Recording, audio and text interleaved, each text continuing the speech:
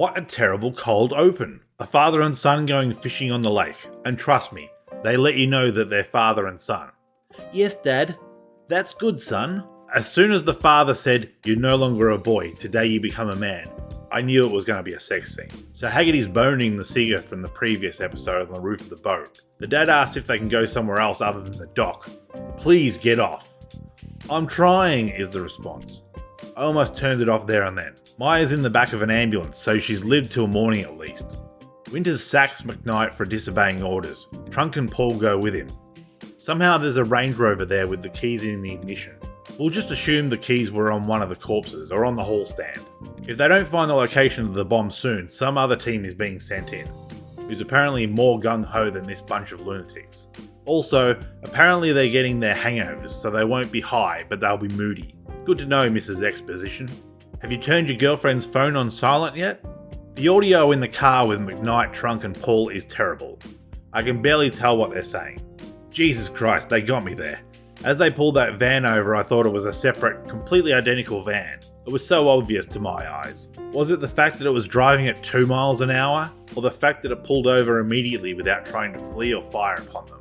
But instead it was another van driver that they made swap vans and drive around town. Very clever. Paul's clear-headed enough to suggest that they tracked the courier van's parcel tracking. The bimbo is just about to be cut loose, but for some reason they keep her on the team. Sympathy or something? Just then she's the only one who knows where to look for the one bad guy whom they know the location. What are the odds? Some nightclub. A quick product placement for Porsche and they're there. Oh my god, Candy Corn is DJing. Luckily they brought the Sloot as she can get them into the VIP area, which is luckily a good vantage point to survey the club. Happy accidents. Trunk tells McKnight that he wants to quit because he's got a job doing security for Gaga. I did get a bit of a giggle when he said he was going to find some food, because he wasn't going to die on an empty stomach. Ah! I'm starving! Ah! Nope, screw this show. Haggerty is in the diner that the bad guys roll up to looking for a car, when they could have just stolen a car from anywhere, and he leaves just as Trunk enters. Goddamn coincidences. Speaking of coincidences, some bird is dancing with the terrorist in the nightclub and pulls his hair back to reveal his tattoo. What are the chances? Winters tries to get him to take a selfie to unlock the phone, but the bouncer just happens to be right there to say, "No photos." Trunk just happens to glance around and see that the Elvis impersonator that swapped with Big Bad's watch for his car is flashing that bling like it's going out of fashion. Come on, man. And he recognised it? When did that happen? I swear, Trunk only interacted with him for like 3 minutes. So instead of asking them politely, they antagonise a group of 5 Elvises. I guess they did foreshadow it with the comment that now they're coming down, they'll get more aggressive. Oh, and the bridesmaids from Gomez's girls' bridal party are there. Come on now, how many coincidences is that? And they just happen to call her the one word that seems to get her riled up to the point of lunacy? What the hell? Fire the editor. So the hooker is upstairs, Winter is downstairs. Winter was found out by the guy that they're tracking, but instead of wrecking her, he did a runner. The hooker was upstairs waiting for Caramel Crunch to come back, and he walked straight past her. Then the hooer sees him pull out a gun, but now she's on the same level as Winters. So the prossy crash tackles him, and it's the guy that they were chasing. So he ran off to get the clothes of Peppermint Patty, only to come back to shoot Winters, who's now on another level? This scene is messed up. One of the worst fight scenes I've seen in months. People waiting their turns, people who have a clear shot and are taking the shot, people being judo tossed but just taking a dive. Meanwhile, Haggerty and his bird are in the dunnies slow dancing and have inexplicably spilt their cocaine on the floor. When did that happen? So they win the fight and get a car and tie Paul to a pole because he's back to tripping balls again. It always happens when it's convenient to the plot. Winters gets the phone and the bad guy gets killed accidentally by a wet neon sign. They don't get anything from the phone because they need a code, but the guy they have in holding from the first episode will know the code. What leverage do they have? The bomb is gone and they got $0 for it? The big bad is now in a Zoom call with the Council of 9. God knows what their motives are. They're gonna blow up Vegas because both sides of politics hate it. For the left it's a symbol of capitalism, for the right is a symbol of debauchery. And they will swoop in and... I still don't get this part. Lead? Rebuild? I'm not sure how they think they'll profit. Huh? Winters tries to convince the Russian to help her with the code, because the big bad has the bomb, and his team are dead. but he doesn't believe her. Then the floozy bursts in and tells him to help or they're all dead, and he does?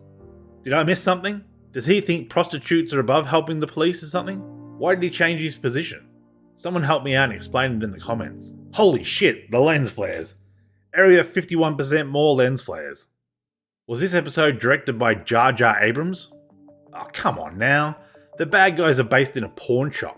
Winters just got done telling us there are 1 million pawn shops in Vegas.